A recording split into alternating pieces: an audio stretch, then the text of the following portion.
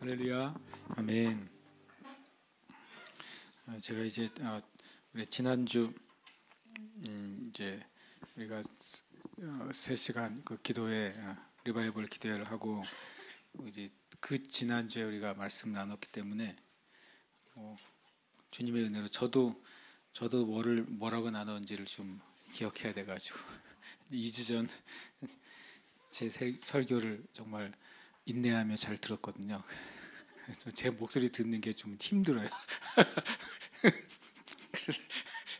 내용이 아니라 제 목소리를 듣는 게 힘든 것 같아요. 신기하게 뭐 제가 좀 그런 걸 제 목소리를 들으면 막 쑥스럽고 막 부끄럽고 막 그러거든요. 그래서 근데 그냥 견디면서 들어가지고 내가 2주 전에 이랬던 얘기를 했구나. 그리고 또 숙제도 냈구나. 이렇게 한 번 더 확인하고 숙제가 뭐였습니까? 숙제가 이제 오늘 사도행전 3장 11절에서 이제 4장 4절까지죠. 그 중에 이제 사도 베드로의 두 번째 설교.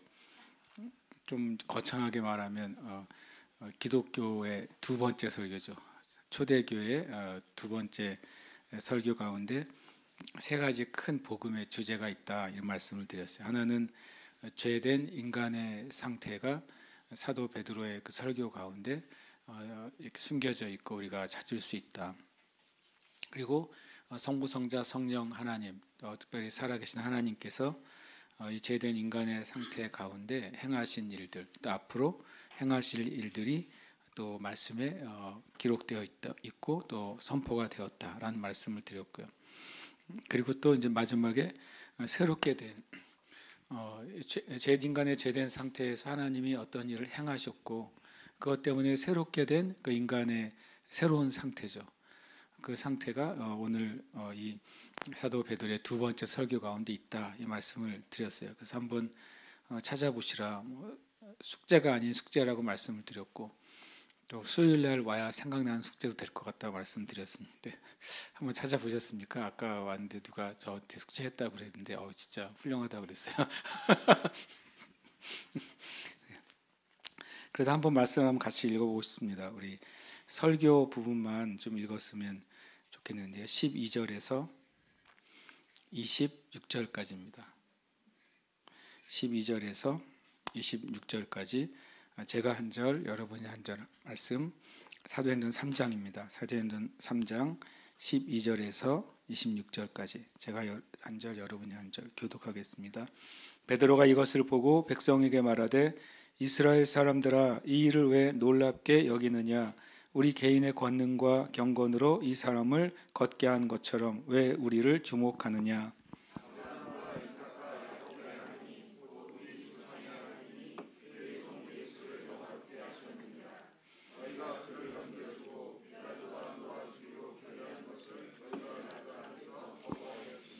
너희가 거룩하고 의로운 일을 거부하고 도리어 살인한 사람을 놓아주기를 구하여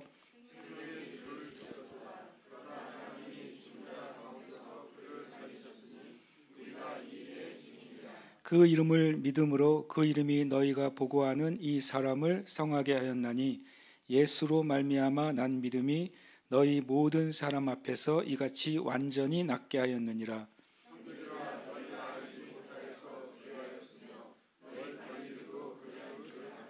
그러나 하나님이 모든 선지자의 입을 통하여 자기의 그리스도께서 고난 받으실 일을 미리 알게 하신 것을 이와 같이 이루셨느니라.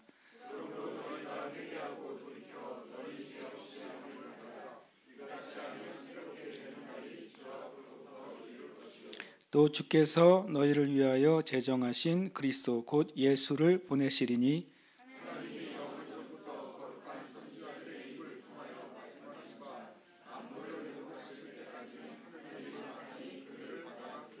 모세가 말하되 주 하나님이 너희를 위하여 너희 형제 가운데서 나 같은 선지자 하나를 세울 것이니 너희가 무엇이든지 그의 모든 말을 들을 것이라.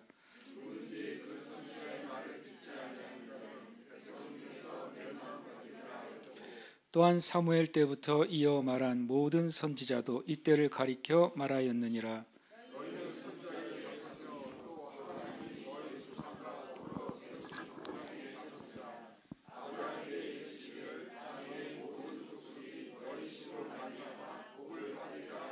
함께 읽습니다. 하나님이 그 종을 세워 복 주시려고 너희에게 먼저 보내사 너희로 하여금 돌이켜 각각 그 악함을 버리게 하셨느니라.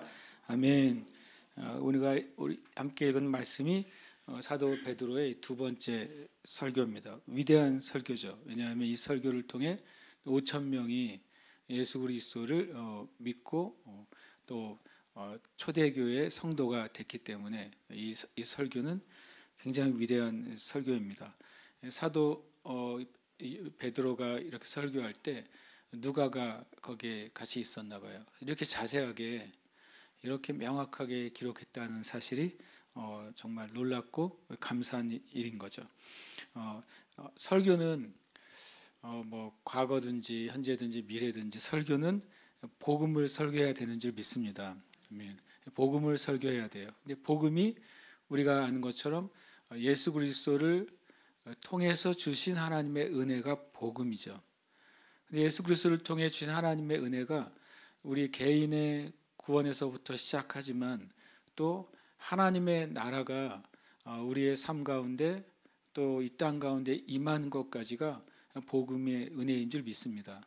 그래서 우리가 사도 바울이나 사도들을 통해서 예수 믿고 구원받으라고 하는 이 복음이 있기 전에 이미 예수님께서 사역 가운데 하나님의 나라가 가까이 왔으니 복음을 믿으라 그랬어요. 회개하고 복음을 믿으라. 그러니까 예수님이 선포하신 복음은 바로 예수님을 통해 주신 구원과 또 죄사함과 영생을 포함한 하나님께 속한 모든 축복이 되어 있는 하나님의 나라의 복음입니다. 그리고 구약에서도 끊임없이 하나님께서는 하나님의 나라에 대한 메시지를 모든 선지자를 통해서 말씀하셨고 하나님의 나라의 메시지 안에는 메시아에 대한 약속 또 예수 그리스도에 대한 구원도 함께 포함이 되어 있는 것입니다.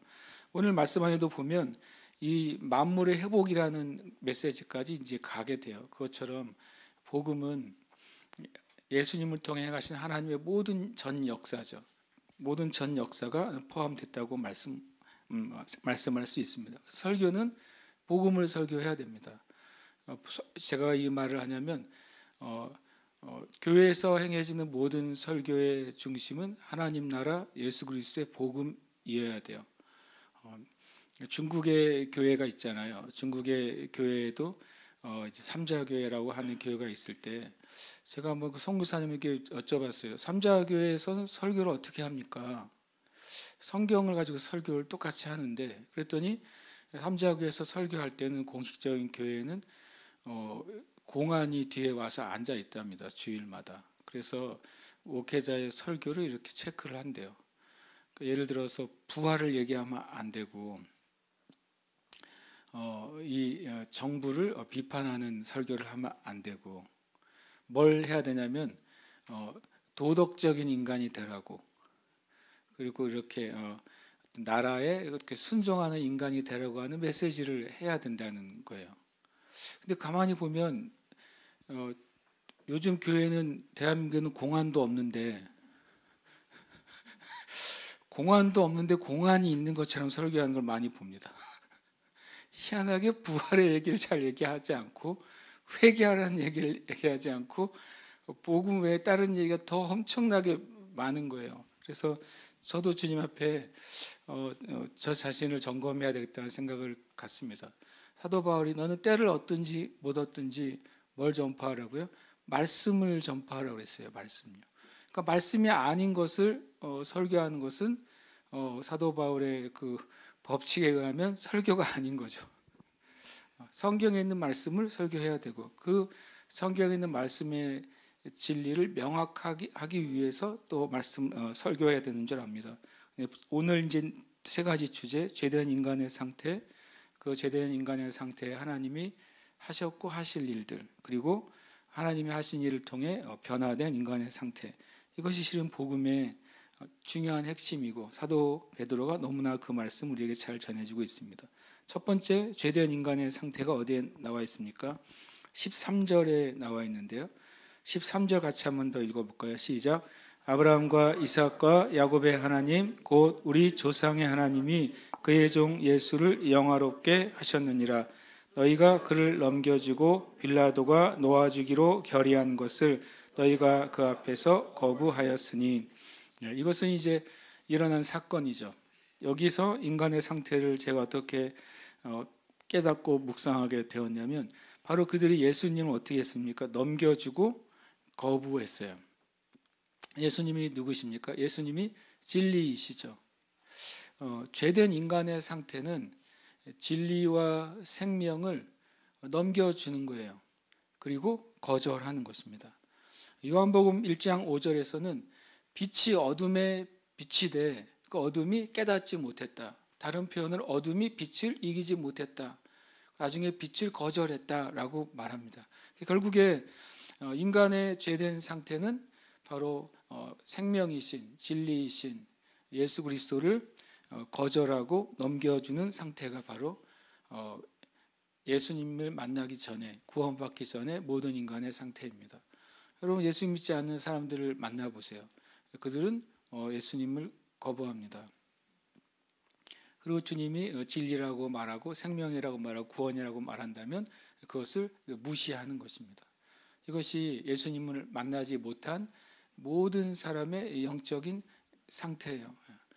아주 단순하게 우리가 알 수 있습니다. 예수님에 대해서 얘기할 때 그 반응이 바로 진리를 넘겨주고 진리를 인정하지 않고 그리고 진리를 거부한다면 그는 구원받지 못한 인간의 상태인 것입니다. 그리고 14절에 두 번째 죄된 인간의 상태가 나옵니다. 14절 읽겠습니다. 너희가 거룩하고 의로운 일을 거부하고 도리어 살인한 사람을 놓아주기를 구하여 라고 말했습니다. 똑같이 말씀하고 있죠. 왜냐하면 바로 여기서도 거룩과 의를 거부한다고 그랬습니다. 거룩하고 의로운 종 바로 예수 그리스도를 거절했다라고 말하고 있습니다. 죄된 인간의 상태는 거룩을 거절합니다. 지금 사람들이 제일 싫어하는 메시지가 있다면 거룩하게 살라는 거죠. 거룩하게 살라는 것이 실은 사람들이 제일 싫어하는 메시지예요. 여러분들이 이런 기사들을 보잖아요. 한 기사를 보고 제가 일본이라는 나라를 위해서 기도해야 되겠다라는 생각을 했어요. 어떤 일본 청년이라고 해야 될까 나이를 잊어먹었는데 4명의 여자가 같이 살아요. 자기 4명의 여자가 다 결혼했다고 같이 삽니다. 그리고 자기의 목표는 막부 시대의 어떤 사무라이가 아내를 많이 둬서 70몇 명인가 자녀를 뒀대요. 자기의 인생의 목표는 그만큼 자녀를 두는 거래요. 그래서 내가 이런 그게 이제 일본 기사에 나오고 그게 한국 기사까지 나왔어요. 만약 그 사람이 가서 거룩하게 사세요. 그러면 너나 그렇게 살아라 그럴 판이에요. 그러니까 슬픈 현실이죠. 슬픈 현실. 이 세대의 거룩은 인기 없는 말이에요. 교회에서도 거룩은 인기 없는 말인 것 같아요. 교회에서조차도 교회에서 만약에 사람들에게 다음 중에 좋은 단어를 순서대로 적으시오 했을 때 만약에 축복 이런 거 이런 거 웰빙 이런 식으로 적으면 아마 거룩은 맨 끝에 나올지도 몰라요. 거룩을. 근데 실은 죄된 인간의 상태는 거룩과 의를 거부하는 것입니다. 거절하는 것입니다. 그것이 죄된 인간의 상태고 이 사회의 상태예요. 참 신기한 게 사람들은요, 자기 자신은 거룩과 의를 쫓아 살아가지 않으면서 누군가가 대표가 되고 누군가가 지도자가 되는 사람한테는 그걸 꼭 요구해요. 자기는 그렇게 안 살아요. 자기 보고 그렇게 살려고 그러면 별로 안 좋아해요. 근데 꼭 누군가가 리더가 되고 옆에 서려면 굉장히 윤리성을 따지고 거룩성을 따져요. 따지면 안 된다는 말이 아니라 그렇게 이중적이라는 거예요. 이 세대가 엄청 이중적이 됐습니다. 실제로는 원하지 않는 것입니다. 15절에 보면 15절 읽겠습니다. 시작. 생명의 주를 죽였도다. 그러나 하나님이 죽은 자 가운데서 그를 살리셨으니 우리가 이 일의 증인이라. 아멘. 죄의 상태는 바로 생명의 주를 죽인 상태. 그러면 생명을 죽였으니까 사망의 상태에 있는 거예요. 살 길도 죽인 거죠. 자신이 사망의 상태에 있는데 생명의 주를 죽입니다. 헤롯이 세례 요한을 통해서 살 길이 있었잖아요. 죄라고 말할 때 그때 회개하고 돌이킬 살 길이 있었는데 그 하나님께서 보낸 그 의의 종인 세례 요한을 죽입니다. 결국에는 악은 마귀는 생명을 죽이는 일을 하는 것이고 죄된 인간의 상태는 바로 영원한 사망의 상태, 마치 끝이 없이 떨어지는 그 어둠 속에 있는 상태, 이것이 죄된 인간의 상태예요. 17절 보겠습니다. 17절 시작. 형제들아 너희가 알지 못하여서 그리하였으며 너희 관원들도 그리한 줄 아노라. 아멘. 몰랐어요. 그랬다고 여러분 벌금 안 냅니까? 저는 몰랐어요. 그래서 벌금 낸 적이 한 번 있습니다. 말은 물론 안 했지만 전에 우리 도남 오거리에 있을 때 밤에 이렇게 24시간 예배 때인가 이렇게 운행을 한번 할 일이 있어요. 운행을 하고서 거기 아시잖아요. 정말 돌고 돌아도 자리가 없는, 돌고 돌다가 자리가 하나 있더라고요. 그 밤 12시에. 그래서 이야, 주님의 은혜로다 생각하고 떡하니 됐어요. 일주일에 뭐가 날라왔어요. 소화전 앞에 됐대요. 제가 전 몰랐어요. 라고 말하는데 됩니까 안 됩니까? 7만 원. 진짜 눈물이 나네. 여러분, 이 세상의 법도요, 법으로 세워진 다음에는 몰라도 그 짓을 하면 벌을 받고, 몰라도 그 법을 범법하면 벌금을 받아요. 맞습니까? 네. 이 17절 보시면 너희가 알지 못하여서 그랬다는 거. 이것은 이제 괜찮아 그 소리가 아니에요. 죄는요, 놀랍게도 무지로부터 나와요. 하나님의 법을 모르는 무지, 죄가 무엇인지 모르는 무지. 그래서 로마서에 보면 율법의 첫 번째 순 기능이 뭡니까? 죄를 죄되게 하는 기능이에요. 율법이 죄를 죄라고 가르쳐 줘야 그게 죄인지를 아는 존재가 우리인 거예요. 심지어는 양심에서 죄라고 느껴도 누가 죄라고 하기 전에는 죄가 아닌 것처럼 행동해요. 우리가 그런 거예요. 죄된 인간의 그 속성이 양심엔 알아요.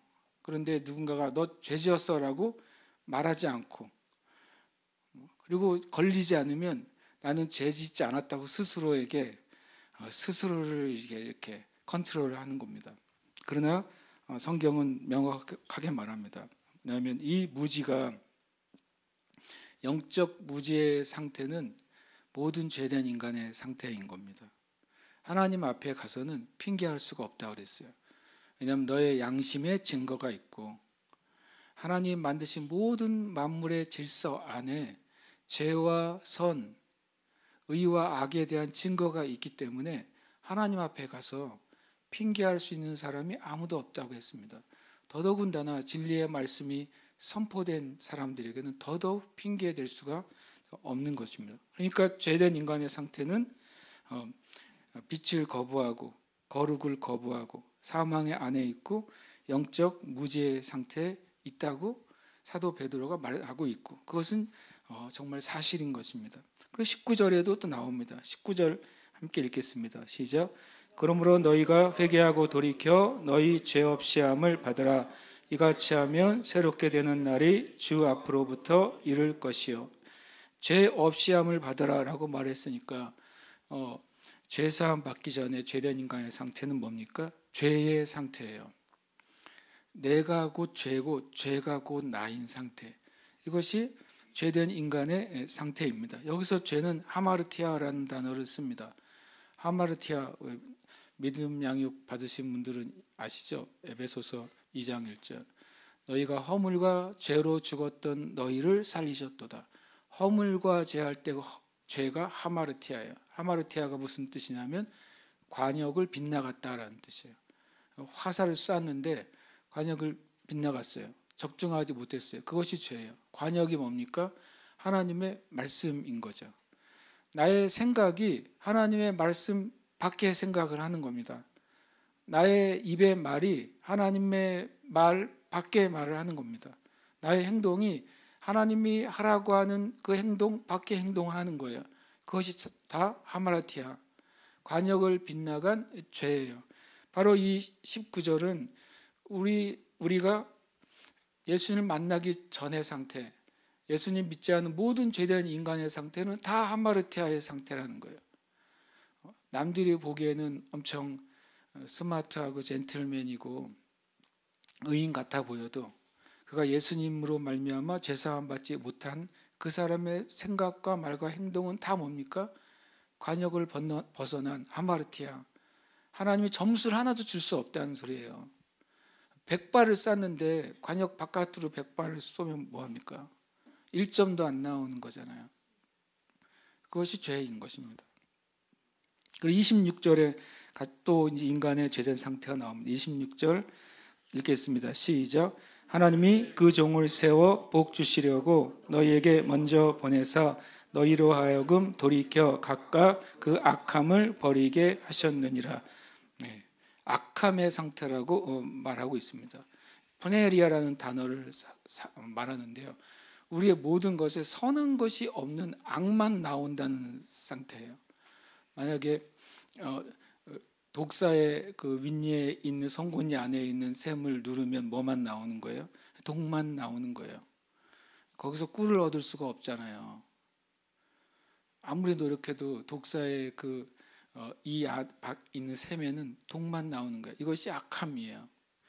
보면은 에베소 2장 1절 2절에 너희가 허물과 죄로 죽었던 너희를 살려 찾으셨도다. 이것의 허물은 이제 파랍토마인데요. 그것이 죄된 상태, 악함의 상태를 말합니다.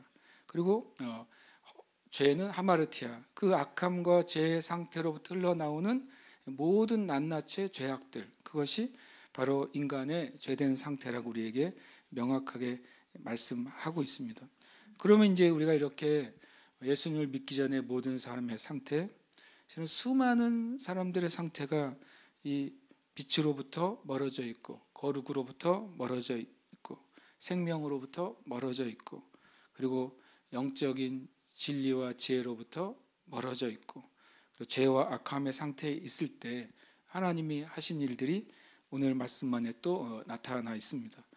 13절에 거기 나타나 있습니다. 실은 같은 절에 계속 두 가지가 나타나 있다는 사실을 우리가 발견하게 됩니다. 13절 다시 한번 읽겠습니다. 시작.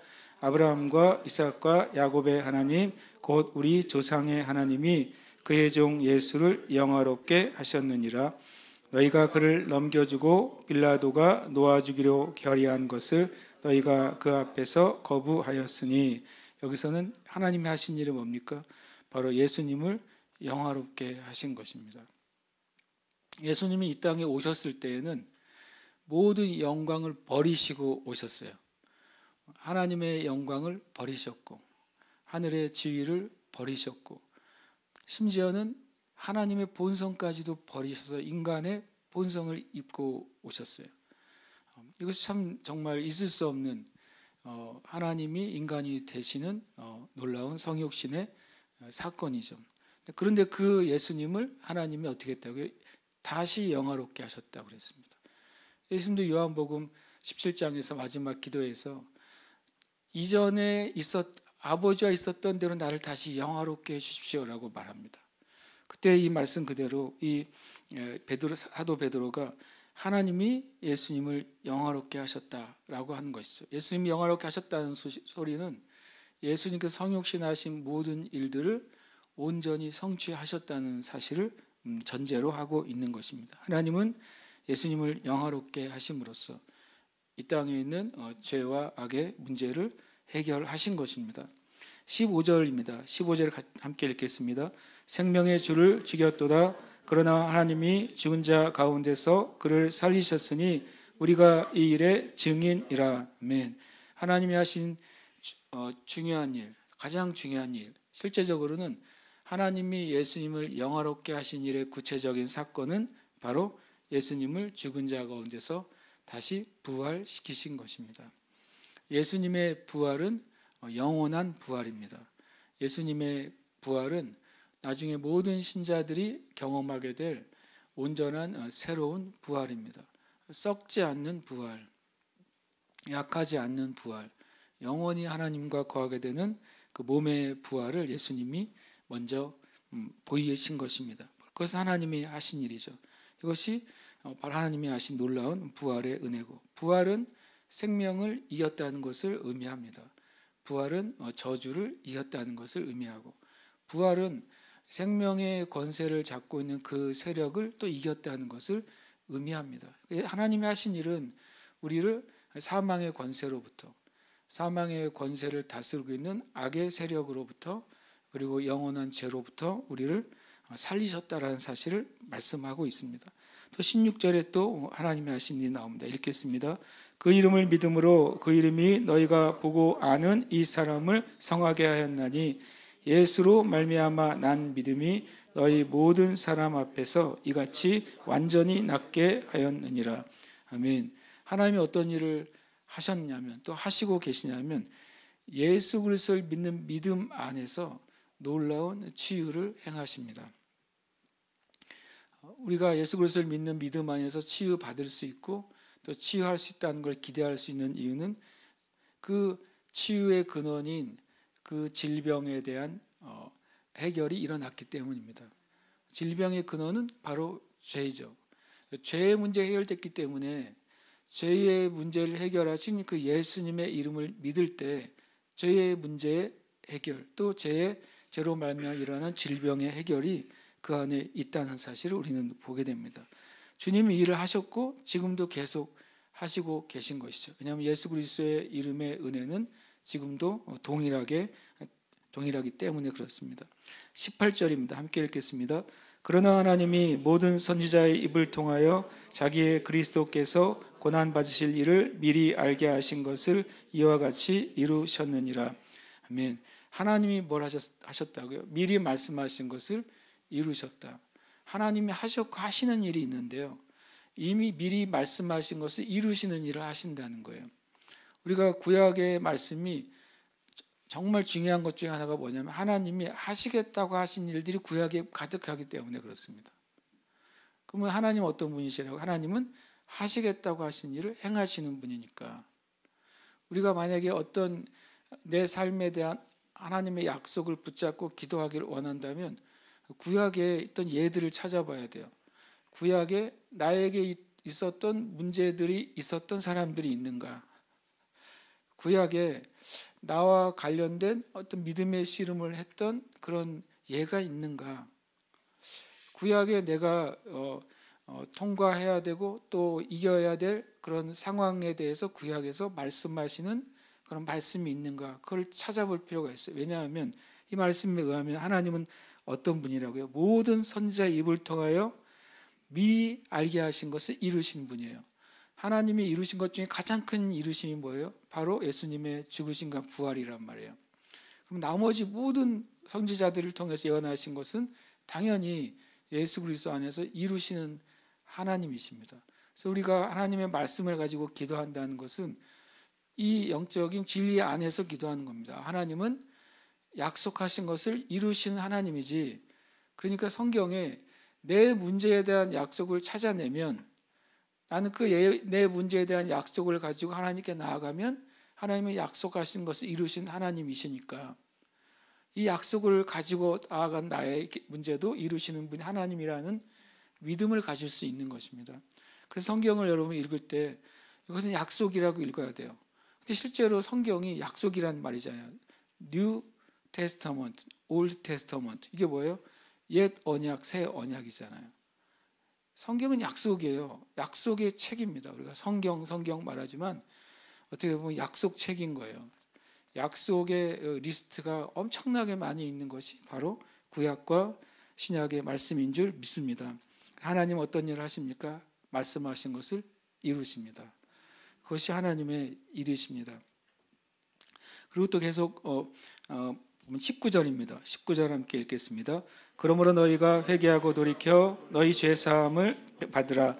이같이 하면 새롭게 되는 날이 주 앞으로부터 이를 것이요. 아멘.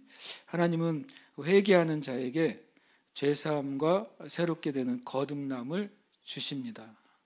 그리고 앞으로도 주시고 계십니다. 그리고 주실 것입니다. 이 말씀에 의해서 사도 베드로는 선포하는 것입니다. 너희가 똑같이 회개하고 돌이키면 누구라도 죄사함 받고 누구라도 새롭게 되는 거듭남의 은혜를 얻게 될 것이다 라고 말했습니다.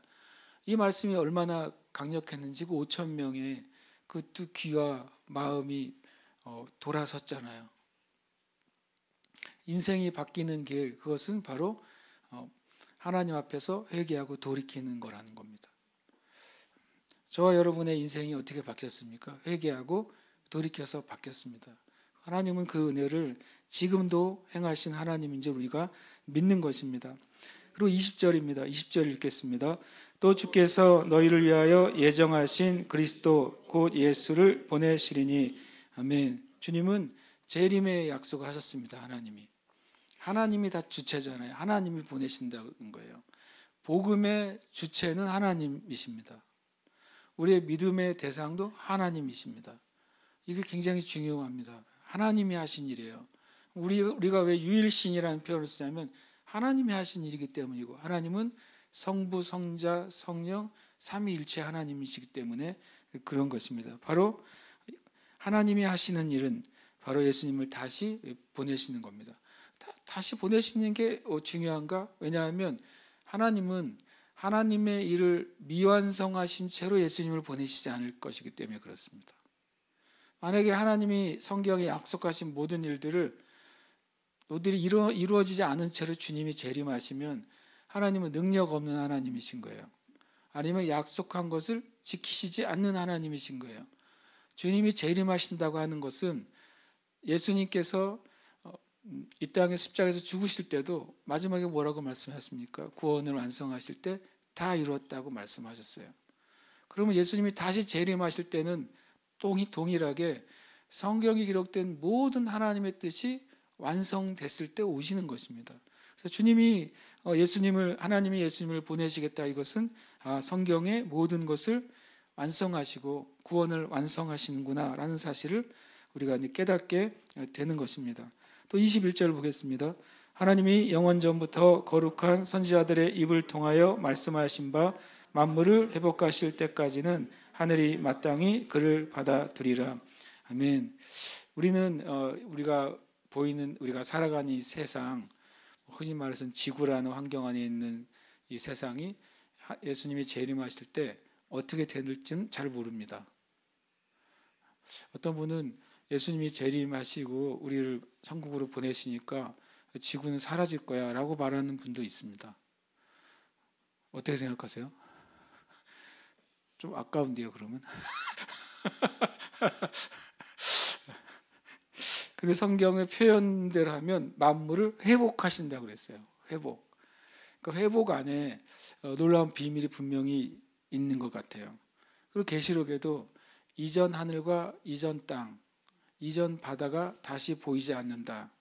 이것을 완전히 사라지는 것으로 이해하는 신학도 있고, 원래 하나님이 창조하신 모습대로 완전히 회복되니까 지금 우리가 보고 있는 하늘과 땅이 에덴 때 회복되면 그건 사라진 것이죠. 지금의 땅과 하늘은. 지금의 바다도 다시 있지 않는 것이 주님께서 창조하신 대로 회복된다면 지금 바다는 사라진 것이죠. 그래서 그 하나님이 지으신 만물, 하나님이 지으신 모든 것은 선하잖아요. 주님이 재림하실 때 하나님이 지으신 것을 회복하시는 회복이 있어야지, 주님이 지으신 만약에 지구라는 이 환경을 제거해 버리신다, 그러면 하나님의 선하심이 사라지기 때문에, 그래서 또 한편으로 어떤 많은 신학자들은 우리가 재림 때에 또 영원한 천국에서 거할 때 하나님이 창조하신 이 우주의 세계가 사라진다는 개념보다 하나님의 원래의 목적과 계획대로 온전해진다는 개념을 더 많이 취하는 것 같습니다. 저도 그 온전케 되는 내용은 아직은 잘 모르겠지만 저도 그 편에 이렇게 손을 들고 싶습니다. 어쨌든 재림 때 만물을 회복하십니다. 창조의 목적과 그 모습대로 회복하시겠다고 말씀하시는 것이죠. 또 22절 23절입니다. 함께 읽겠습니다. 모세가 말하되 주 하나님이 너희를 위하여 너희 형제 가운데 나 같은 선지자 하나를 세울 것이니 너희가 무엇이든지 그의 모든 말을 들을 것이라. 누구든지 그 선지자의 말을 듣지 아니하는 자는 백성 중에서 멸망받으리라 하였고, 이것은 아까 이제 선지자들의 말씀하신 걸 이루신 하나님에 대한 또 한 가지 예가 되는 것이죠. 주님은 우리를 위한 선지자 예수 그리스도를 세우시겠다고 말씀하셨고 그것을 세우셨습니다. 예수님을 사도 베드로가 선지자라고 그랬어요. 바로 모세가 말한 그 선지자라고 그랬어요. 실은 이스라엘 백성들도 그 선지자를 엄청 기다렸어요. 여러분 보시면 세례 요한에게 질문하잖아요. 네가 메시아냐? 나는 아니다. 네가 엘리야냐? 나는 아니다. 그 다음 질문이 뭔지 아세요? 그러면 네가 그 선지자냐? 이렇게 물어봐요. 성경에서 네가 그 선지자냐? 그 선지자는 유대인들은 그 모세가 말한 선지자를 생각하는 거예요. 아직 구약 역사 가운데 존재하지 않았던 어떤 선지자. 그런데 모세가 나와 같은 선지자를 너에게 보낼 거다 한 그 선지자를 기다리고 있는데 못 찾았어요. 그 선지자는 말라기 이후에 와야 되는데 안 온 거예요. 그래서 세례 요한에게 네가 메시아야? 네가 엘리야야? 네가 그 선지자야. 그랬더니 세례 요한이 아니야, 나는 다 아니고 광야에서 외치는 자의 소리야라고 말한 것입니다. 바로 예수님이 그 선지자이시죠. 예수님이 그리스도라고 말할 때 예수님은 왕이시고 그리고 대제사장이고 선지자라는 의미가 포함이 되어 있습니다. 예수님은 진정한 하나님이 시온에 세우신 유일하고 온전한 왕이십니다. 예수님은 우리 모든 죄를 지시고 단번에 영원한 죄사함의 제사를 이루신 대제사장이십니다. 예수님은 하나님의 모든 것을 온전하게 우리에게 전달해 주신 선지자가 되시는 것입니다. 그래서 바로 그 예수님이 그 성경의 예언의 바로 증거라고 말씀하고 있는 겁니다. 그 다음에 24절입니다. 엄청 많죠? 24절 읽겠습니다. 또한 사무엘 때부터 이어 말한 모든 선지자도 이때를 가리켜 말하였느니라. 24절을 묵상하다가 왜 성경이 수많은 다른 인간 저자들을 통해서 성령께서 쓰게 하셨는데 성경이 온전한 통일성을 가지고 있잖아요. 창세기부터 계시록까지 하나님의 진리에 대한 하나의 통일성을 가지고 있어요. 1400, 1600년간 쓰여진 그 많은 글들이 어떻게 보면 어부에서부터 시작해서 왕에 이르는 수많은 계층과 계급의 사람들이 따로따로 쓴 성경이 온전히 하나의 진리로 온전히 꿰어져 있습니다. 그것이 바로 우리가 보면 24절이 그런 것을 깨닫게 해줍니다. 사무엘 때부터 말한 모든 선지자도 딱 한 때를 가리키고 있기 때문입니다. 모든 하나님의 말씀의 초점이 하나이기 때문에 바로 예수 그리스도인 것이죠. 예수 그리스도를 통한 구원의 역사인 것이고 예수 그리스도의 부활과 또 오순절을 통해 주님의 교회가 세워지는 이 놀라운 사건을 최종 결론으로 두고 모든 선지자들의 글들이 향하고 있다고 사도 베드로가 말합니다. 그러니까 이 말을 들은 유대인들은 창세기도 예수님을 말하고 있는 거야? 사무엘에서도 예수님을 말하고 있는 거야? 다니엘에서도 예수님을 말하고 있는 거야? 이런 식의 개념이 생기는 거예요. 바로 성경은 그렇게 디모데후서 3장 16절을 말한 것처럼 모든 성경은 하나님의 감동으로 된 것입니다. 그 사람들에게 말씀하고 있는 거죠. 베드로후서 1장 21절을 한번 찾아볼까요? 베드로후서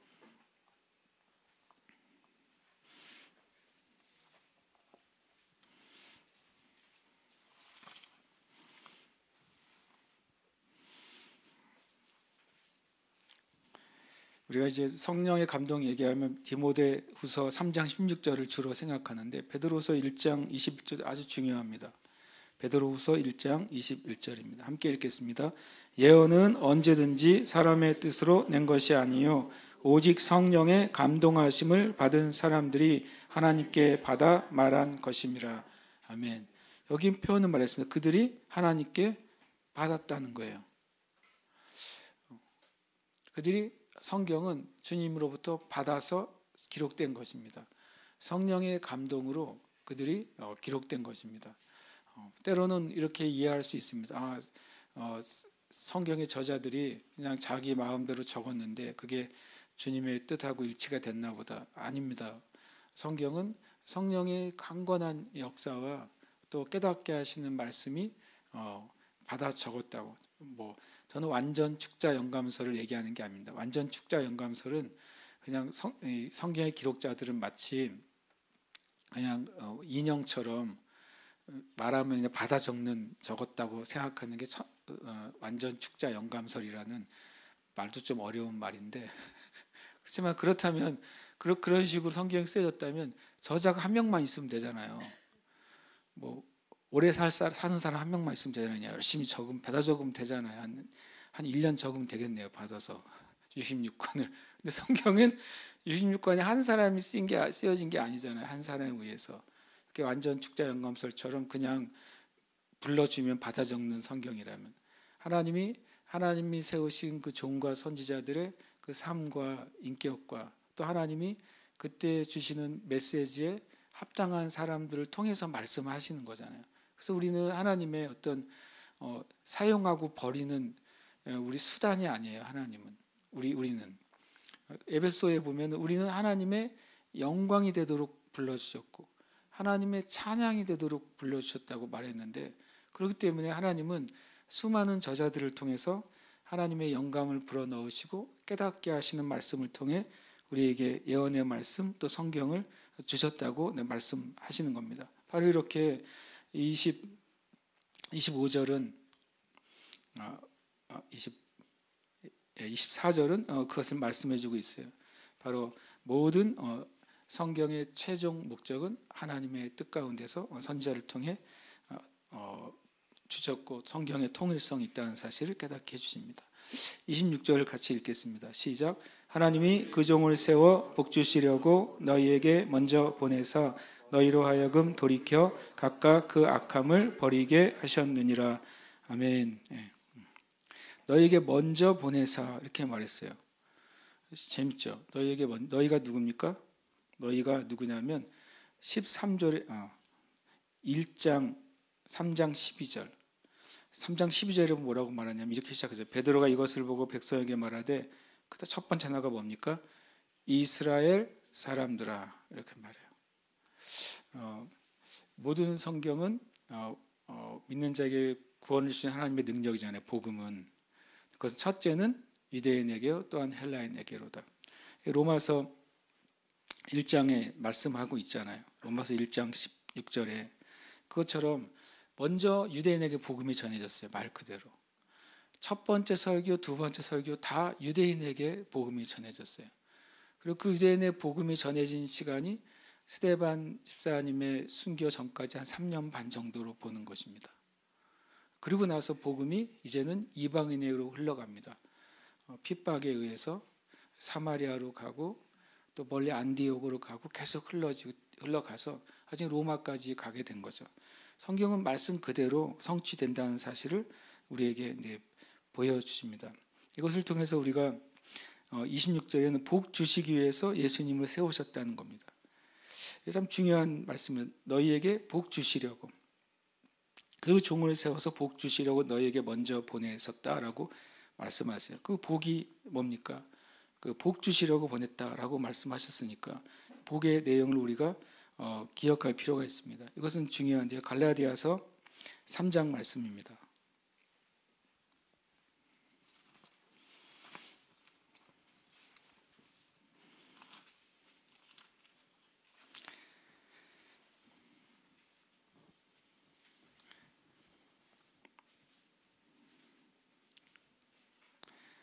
삼장에 이제 중간절 읽겠습니다. 7절 읽겠습니다. 갈라디아 3장 7절 시작.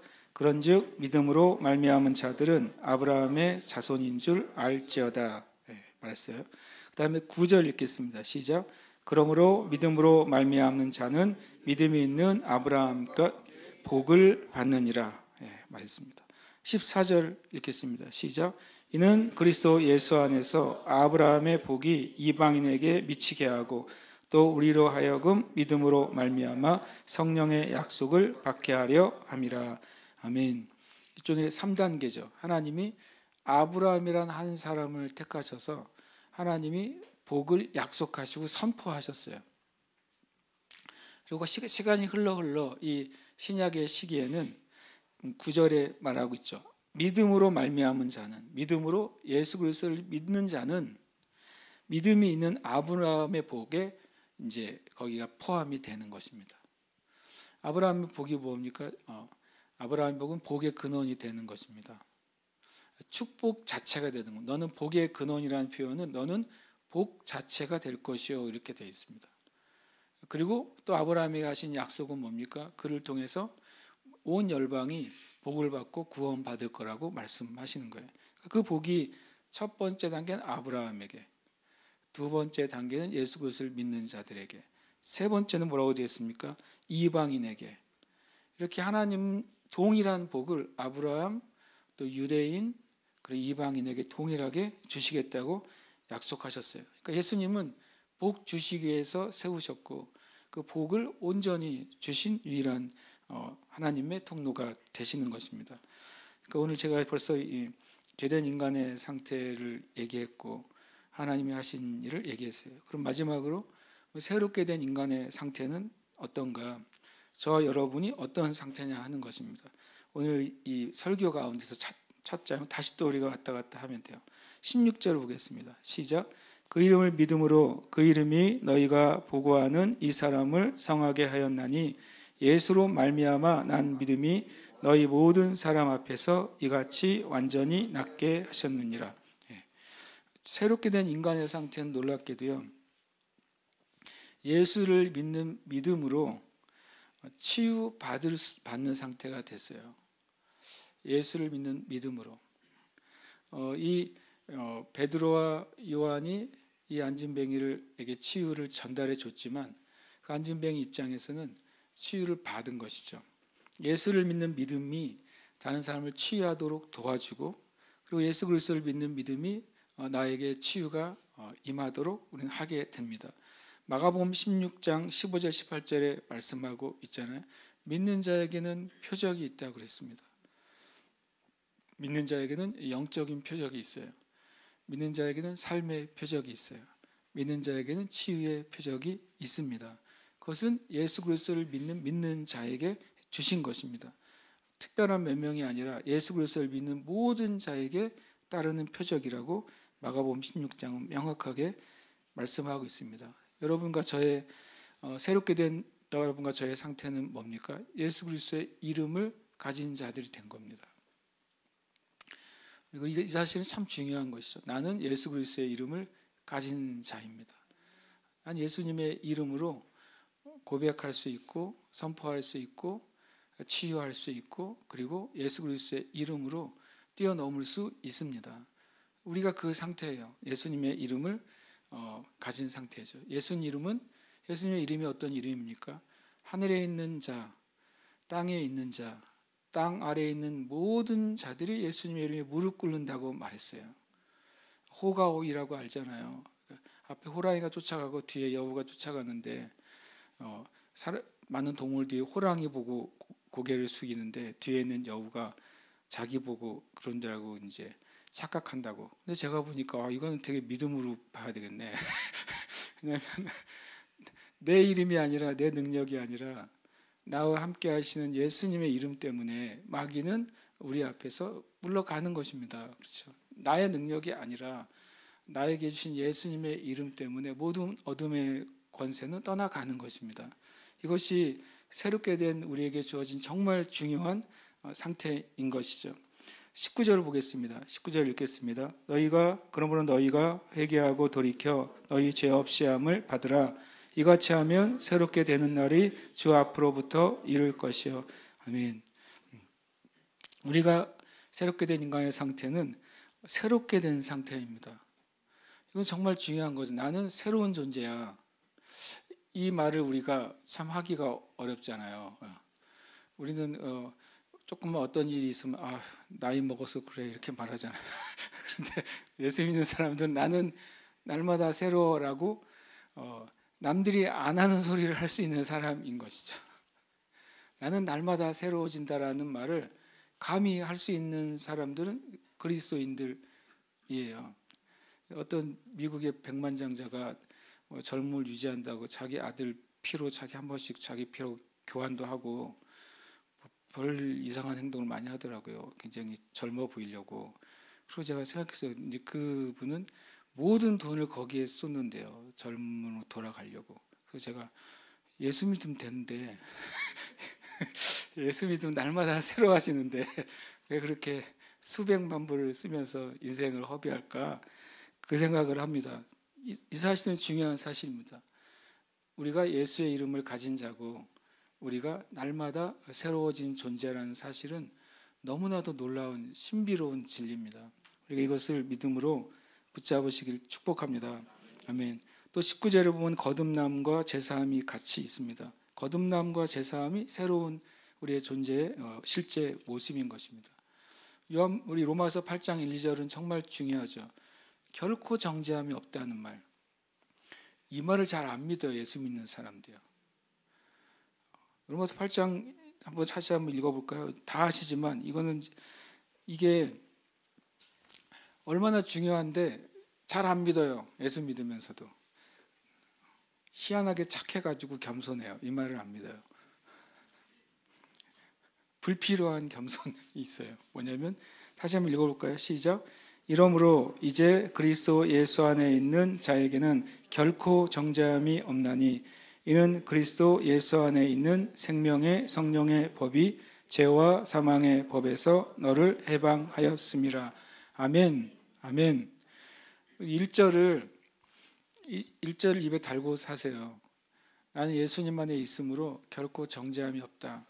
이 말을 죄 짓고서 면피하려고 하는 말이 아니라 죄 지었을 때 회개하고 회복하는 말로 사용해야 돼요. 내가 주님 앞에 죄 지었을 때라도 연약할 때라도 예수님의 이름을 의지해서 은혜의 보좌 앞에 나아갈 때 하나님은 결코 정죄하지 않습니다. 절대라고 말씀하셨어요. 절대 정죄하지 않는다. 이 말이 얼마나 중요하고 은혜가 있습니까? 하나님이 나를 절대 너는 죄인이야. 우리 식으로 하면 넌 나쁜 놈이야.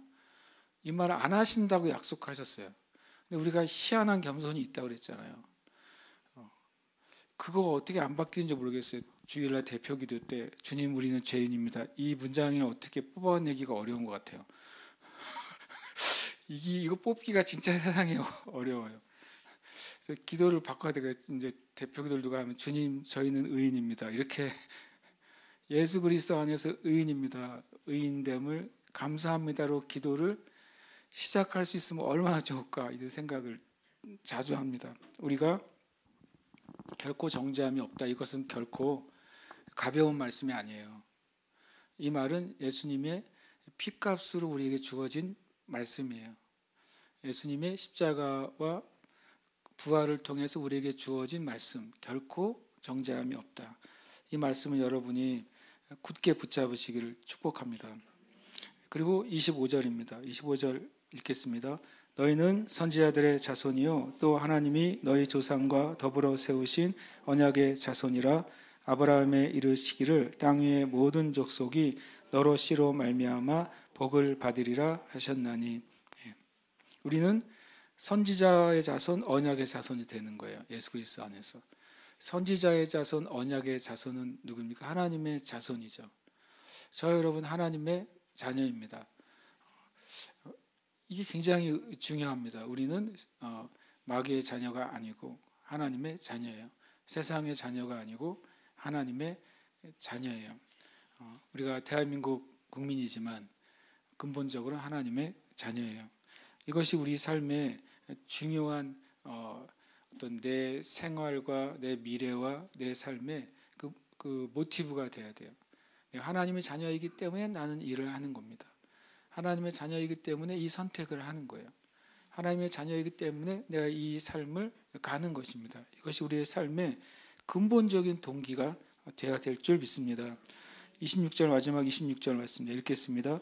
하나님이 그 종을 세워 복 주시려고 너희에게 먼저 보내사 너희로 하여금 돌이켜 각각 그 악함을 버리게 하셨느니라. 아멘. 우리를 구원하시고 또 죄사하시고 영생을 주신 그 은혜가 거기서 끝나지 않고 계속 뭐라고요? 거룩한 삶으로 우리를 부르셨다는 거예요. 함께 이제 기도하겠는데요. 베드로후서 3장 말씀 읽고 같이 기도하겠습니다. 베드로후서 3장 11절입니다.